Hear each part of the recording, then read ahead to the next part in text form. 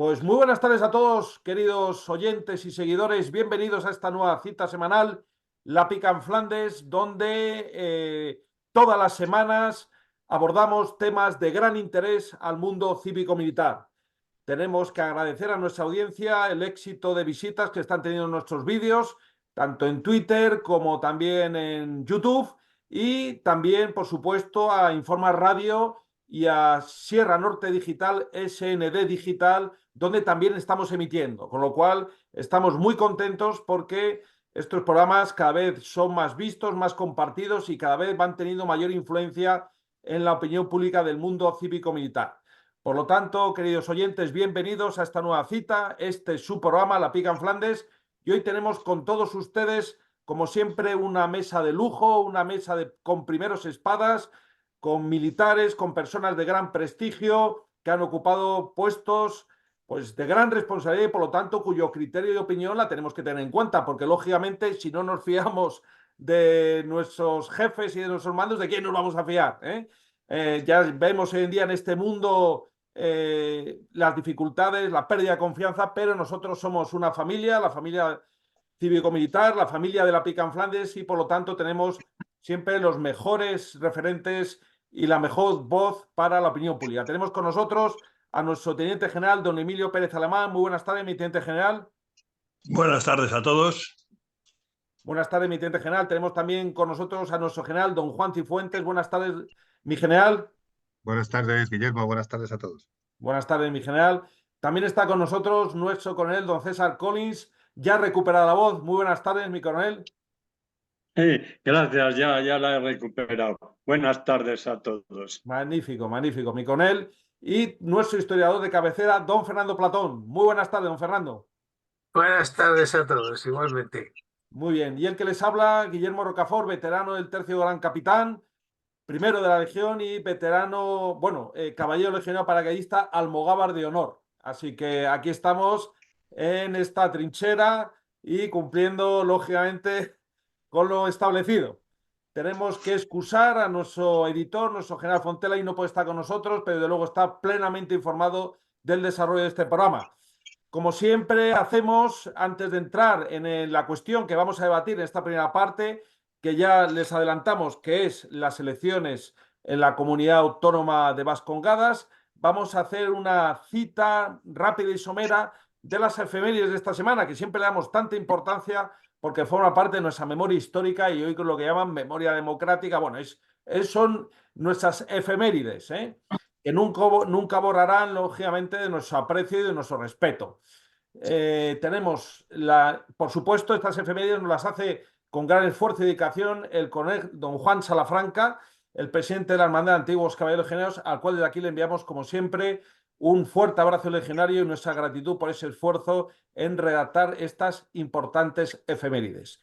El 28 de abril del año 1503, la batalla de Ceriñola, donde el gran capitán al frente de las tropas españolas derrota estrepitosamente a los franceses, que nos estaban complicando la vida en Nápoles, y ahí fuimos con el gran capitán a dejar las cosas claras. Otra fecha importante, 23 de abril del año 1521, la batalla de Villalar, una batalla donde los comuneros se enfrentaron y fueron derrotados por las fuerzas reales que servían entonces al joven Carlos I de España y V de Alemania.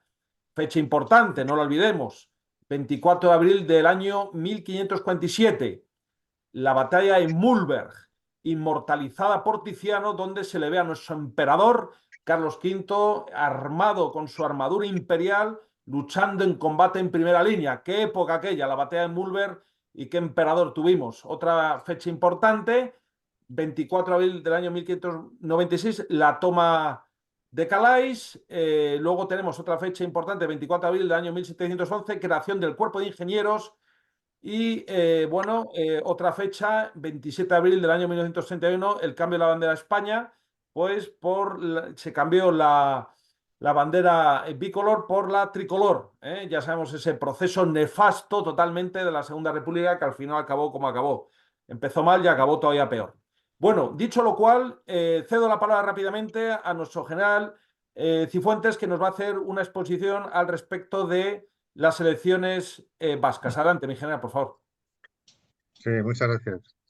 Bueno, por desgracia, en las efemérides que has mencionado, tenemos que añadir a partir de ahora una nueva efemérides porque ha fallecido un cabo del ejército, Cabo Palacios, perteneciente al Grupo Regulares 54 de Ceuta, al primer Tabor, en unas maniobras de la OTAN en Polonia. Vaya. Lo informaron ayer, entonces, bueno, pues yo creo que es el sentimiento de todos el transmitir a familia, a sus jefes, a sus compañeros y a sus amigos, pues el pésame de esta mesa de debate, ¿no? Y como siempre ocurre, pues el militar que asume la responsabilidad de mando y que se arriesga a dirigir personas, a dirigir soldados, pues siempre tiene que combinar el, el entrenamiento lo más parecido posible a la realidad, lo más parecido posible al combate, con la situación de paz o de estabilidad en la que se vive. Entonces ahí hay una dualidad muchas veces difícil, que los nuevos sistemas, simuladores y sistemas para hacer que el combate se parezca a la realidad, pues ayudan, pero muchas veces pues tienes que simular situaciones de estrés muy próximas al combate y pueden surgir accidentes, ¿no? No se desconoce ahora mismo qué es lo que ha podido pasar, pero bueno, allá va nuestro abrazo al Grupo Regulares 54 y a los familiares del Cabo Palacios. Bueno, pues vamos a hablar de las elecciones en Vascongadas. Sí que he preparado aquí unas diapositivas y parece las trabajamos sobre ellas y ahora me decís si se ve. ¿Se ve? Sí.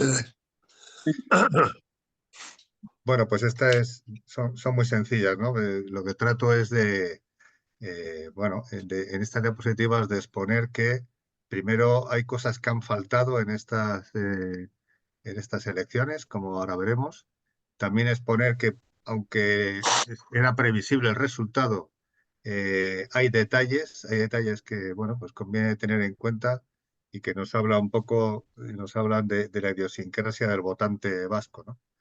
Y bueno, en realidad, pues lamentablemente el resultado no es el que todos hubiéramos deseado y esto es lo que hay. Y vamos a ver qué es lo que hay. Tenéis ahí la comparativa entre las últimas elecciones autonómicas del 2020 y del 2024, en el que el Partido Nacionalista Vasco ha bajado 4 escaños, Bildu ha subido 6, el PSOE ha subido 2 y, y el PP ha subido 1. Y luego ha desaparecido Podemos y ha entrado la coalición Sumar con un escaño y la coalición y Vox que mantiene el que tenía. O sea que más o menos se configura un Parlamento vasco en el que, bueno, el Partido Socialista puede jugar a apoyar a cualquiera de los dos partidos que han quedado con 27 escaños. Mayor número de votos ha sacado el PNV, pero vamos, hablamos de 30.000 votos. O sea que 30.000 votos de diferencia con respecto a Bildu. Lo más probable, por lo que he leído, pues es que el PSOE mantenga el mismo gobierno del PNV en Ajuria Enea. Ahí veis el dibujo de las 3 provincias vascas y bueno, pues prácticamente al PNV le queda Vizcaya y Bildu pues se ha hecho con Álava bueno, y Guipúzcoa que ya la tenía. Así que bueno, la mayoría son 75 escaños, la mayoría absoluta son 38 y como veis, pues ninguno de los partidos pequeños es trascendente a la hora de formar gobierno. Y sí que será el Partido Socialista el que parece ser que va a mantener la coalición que había actualmente, ¿no? Un desastre, ¿eh? 370.000 votos el PNV, 340.000 Bildu y 149.000 el PSOE, el PSE, perdón, 97.000 el PP y 35.000 Sumar. Pero sí que me interesa que lo comparemos un poco con las generales en Vascongadas. Es decir, el pasado julio, si os dais cuenta, pues había una igualdad mucho mayor. Es decir, que los diputados que provienen de las Vascongadas, según el número de votos de las elecciones generales, pues estuvieron igualados el PSOE, PNV y Bildu. Es decir, que hay una diferencia que ahora percibiremos un poco mejor con otro gráfico con respecto a estos tres partidos de si votan, si el votante vota para unas elecciones nacionales o si vota para unas elecciones autonómicas. A la izquierda los resultados de las elecciones autonómicas y a la derecha los de las generales. Entonces, podemos ver cómo, por ejemplo, si os fijáis en el número de votantes del PNV en estas elecciones autonómicas, pues son prácticamente 100.000 votos más 100.000 votantes más que para las elecciones generales. Con respecto a Bildu, pues 70.000 votos más. Y sin embargo, los partidos que podemos considerar nacionales o constitucionalistas, aunque ya no sabemos si meter al PSOE ahí, pues fijaros cómo ha bajado mucho. El PSOE de las elecciones generales recibió un porcentaje de votos muy elevado, 289.000, sin embargo, en las elecciones autonómicas se quedan 149.000, es decir, que ha perdido 140.000 votantes. Cuando son elecciones generales votan a partidos nacionales y cuando son elecciones locales o autonómicas votan más hacia los partidos, eh, bueno, en este caso nacionalistas e independentistas. También el PP tuvo muchos votos, 131.000 votos para las elecciones generales en Vascongada y sin embargo ahora ha tenido 97.000 y también ha ocurrido con Sumar. Bueno, pues estos son detalles para un análisis, ¿no? Es importante este tema porque todavía no se ha cerrado el escrutinio. El día 26 de abril se sumarán los votos de los residentes en el extranjero. Estos son los residentes que se denominan votantes cera o votantes ERTA. Los votantes cera son el censo electoral de los residentes que están ausentes, están fuera, que residen fuera de Vascongadas, pero que están inscritos en ese censo. Y el ERTA son los electores que están temporalmente fuera de Vascongadas y quieren votar, les pille donde les pille. Como veis ahí actualmente en estos censos están registrados 82.000 votantes, pero solamente han emitido votos 8.197. Parece poco, ¿no? Pero 8.197 sí que pueden dar movimientos. Ahí tenéis a la derecha escrito los cambios que se podrían dar, tanto en Guipúzcoa como en Vizcaya como en Álava. En Álava, por el número de votantes, de votos a contar, pues no hay posibilidad de que haya ningún cambio. Pero en Guipúzcoa sí, en Guipúzcoa el Partido Socialista podría perder un escaño en beneficio de Bildu y en Vizcaya podría perder un voto en beneficio de Sumar si estas formaciones suman ese número de votos. O sea que ahora cuando recuenten los votos de fuera, si Bildu suma los 1.000 y pico que necesita, pues tendría un escaño más que lo perdería el Partido Socialista. Y en Vizcaya sería sumar si sumas esos 700 y pico votos. O sea que es posible que pudiera ocurrir. Si pierde el Partido Socialista esos dos escaños, pues ya no tendría mayoría con el PSOE. O sea, ya no tendría mayoría el PNV con el Partido Socialista. Si solo perdiera uno, sí. Pero si pierde los dos, las mayorías cambian, aunque yo creo que quedaría igual. Yo creo que el Partido Socialista va a mantener el apoyo al PNV en el gobierno vasco. Y ahí, bueno, pues un pequeño esquema de unas conclusiones que aporto para debate. Yo creo que el PNV lo que busca en todo momento es el gobierno vasco. Bildu lo que busca es pues extender el control, pues lo que quería ETA, ¿no? En un principio, pues incluir a Navarra en Vascongadas y a las provincias vasco-francesas. Y lo que quiere el PSOE es mantenerse en el poder en la Moncloa. Y bueno, pues yo creo que los tres van a van a avanzar y van a poder conseguir parte de sus pretensiones. Como conclusiones os aporto que desde luego hay más nacionalistas y más independentistas que las últimas elecciones, o sea que es tremendo el número de votantes que votan a estas formaciones en las elecciones autonómicas. El voto vasco yo creo es un voto que en clave local sí que apoya más a estas partidos, porque yo creo que busca aquello que le beneficie económica y socialmente, ¿no? O sea que lo que quiere es que los partidos suyos sean los votados en sus elecciones para que consigan sacarle al Partido Socialista o al que gobierne en Madrid todo lo que puedan para vivir y tener más recursos económicos. El constitucionalismo, no, desde luego, no consigue articular un discurso que le haga ser oposición. Hay sentimientos triunfalistas del PP que han mejorado, pero bueno, o sea, no se ve en el medio plazo, corto medio plazo, que pueda ser realmente un grupo, el constitucionalismo, pueda ser un grupo de oposición. Al contrario, porque los pactos que el PSOE está haciendo para tener contentos a los dos partidos con los que está coaligado, pues son claros. A Bildu le dio el gobierno de Pamplona y al PNV le va a dar el gobierno vasco.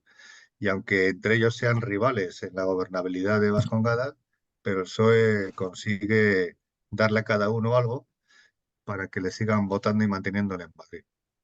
Desde luego el blanqueamiento de Bildu ha sido claro y patente.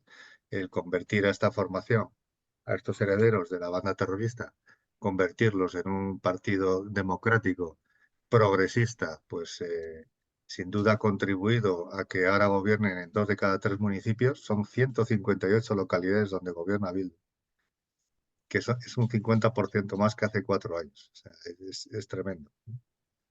El Estado sigue desapareciendo y el gobierno lo reduce, en vez de aumentar o de plasmar y hacer presente al Estado en esta comunidad autónoma.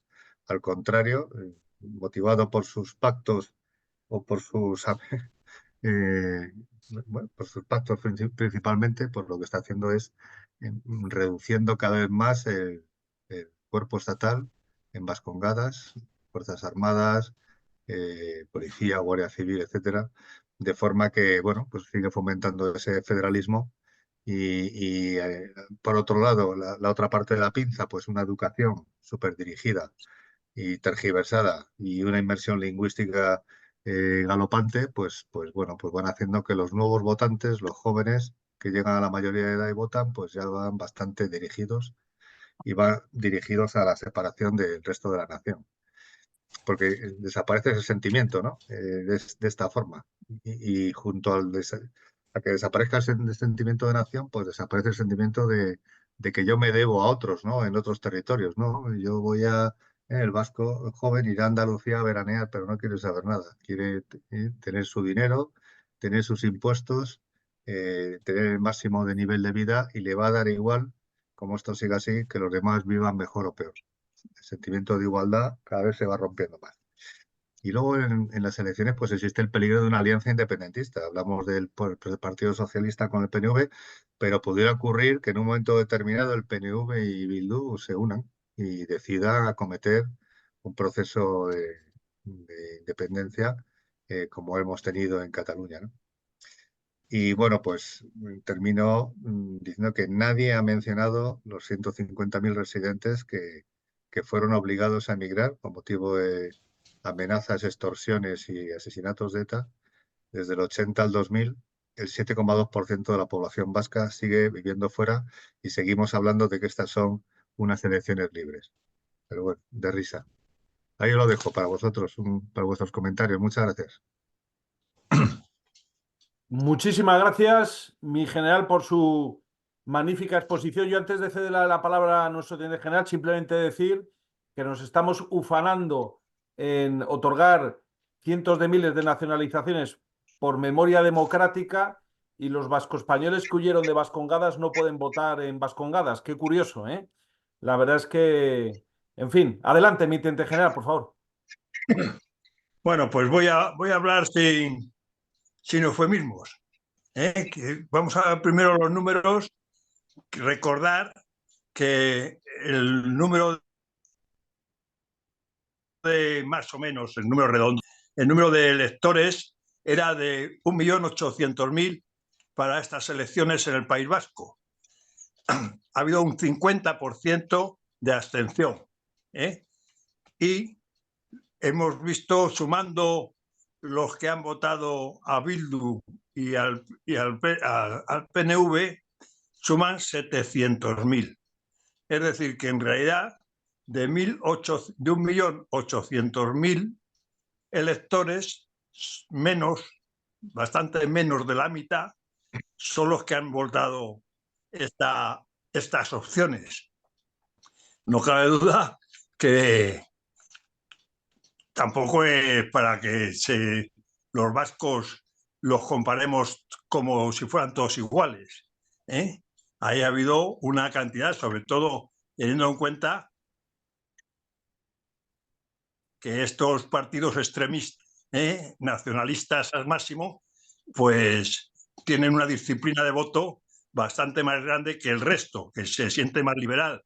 Luego tampoco pensemos que esto es vascongadas. Esto es un movimiento que voy a comentar así muy por encima, porque esto sería una lección de historia que no hay lugar en este tiempo que tenemos de radio. Y es una idea del señor Sabino Arana, allá por finales del siglo XIX, que se sacó una ideología nacionalista con un estudio muy personal, particular, erróneo y posiblemente intencionado de lo que era el País Vasco, olvidando toda la historia, desde que Alfonso VIII, allá por el 1200, ya tenía desde Castilla los señoríos de Vizcaya como súbditos suyos y pertenecían prácticamente con sus características peculiares.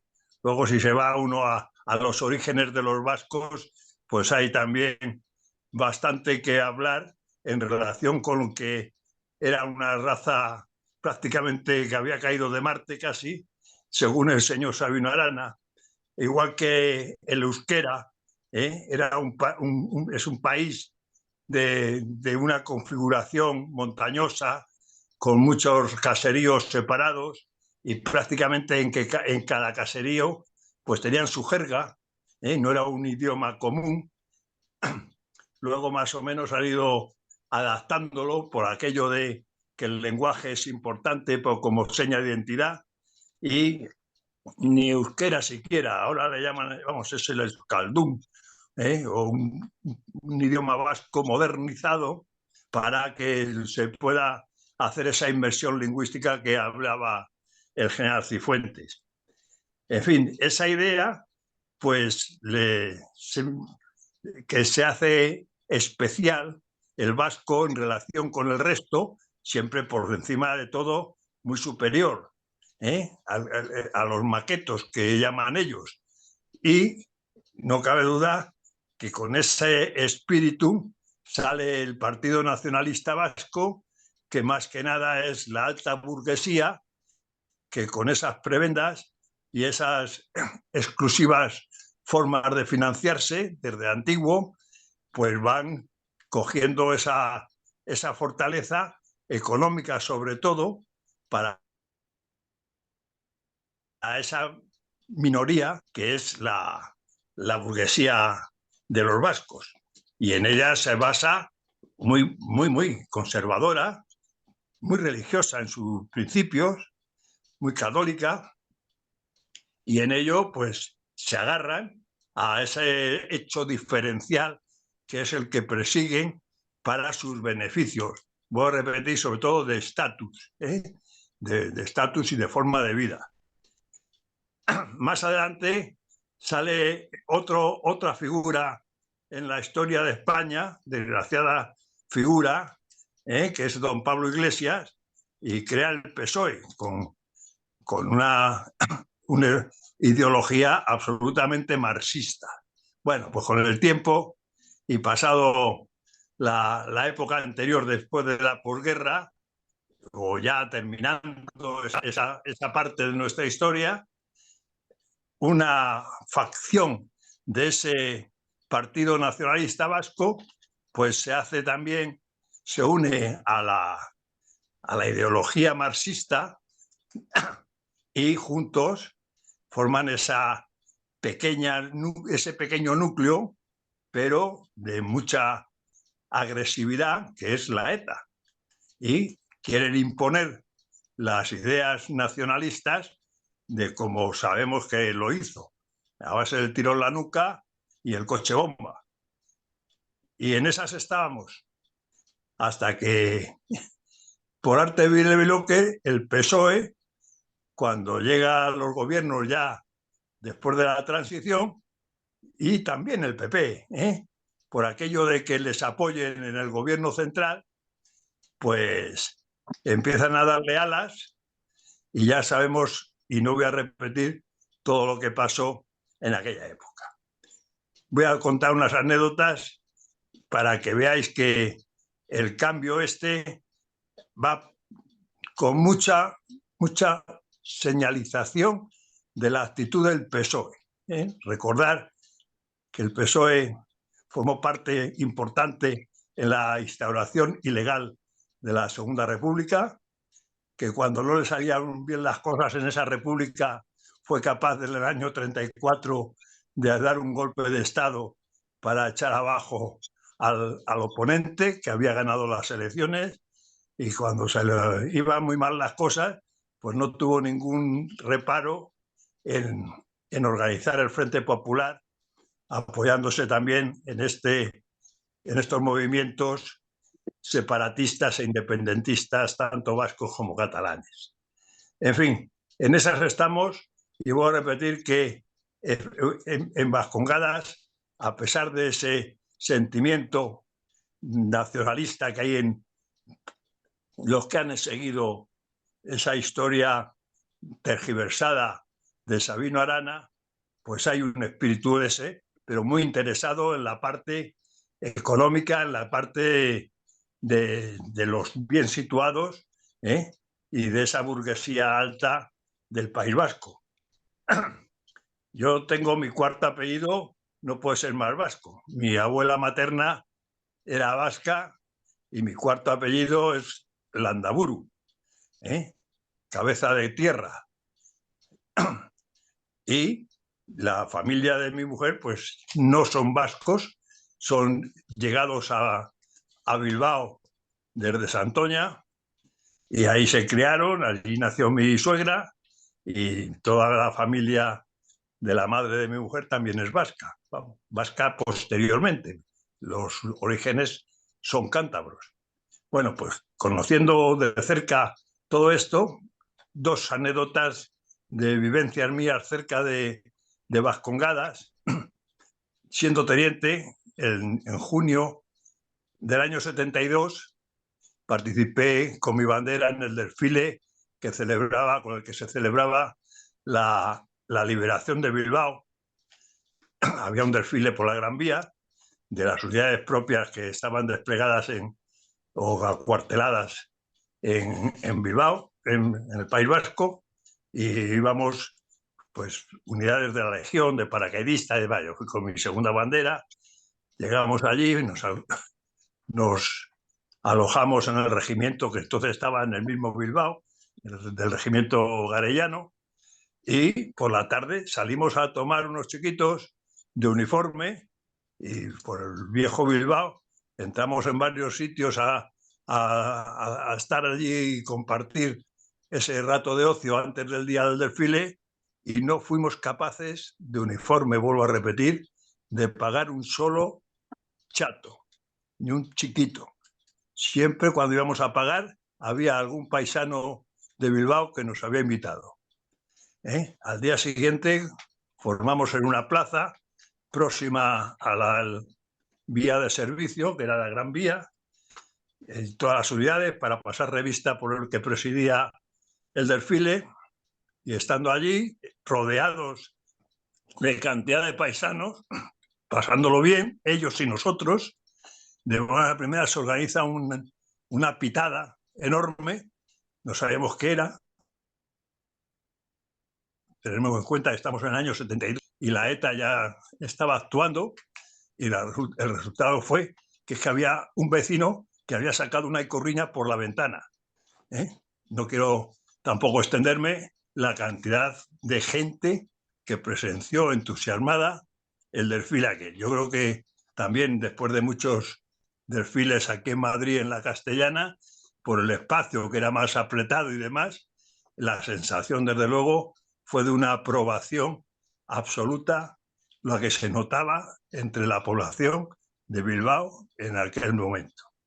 En fin, más adelante, en el año 84, de comandante ya, y también con la misma bandera hicimos unos ejercicios en el País Vasco. Estuvimos por allí, por distintas zonas, y en un pueblo que no voy a mencionar por no dar pistas, muy próximo, había caído una buena chupa de agua, nos habíamos calado, fui a pedir un sitio para pasar la noche y nos cedieron un polideportivo cubierto, y cuando estábamos allí secándonos apareció una cantidad de chavales llevándonos café caliente, sopa también, y para reconfortarnos. Esos detalles, pues no cabe duda que ahora, con ese auge y ese blanqueamiento que han tenido estos movimientos por parte de los partidos nacionalistas y los que se llaman constitucionalistas, olvidándose de que tienen postulados que van en contra total de la Constitución, pues ahora vemos lo que está pasando. Por lo cual, el resultado lo considero francamente pues un principio de amenaza hacia España constitucional y democrática como la conocemos en estos momentos. Nada más. Muchas gracias.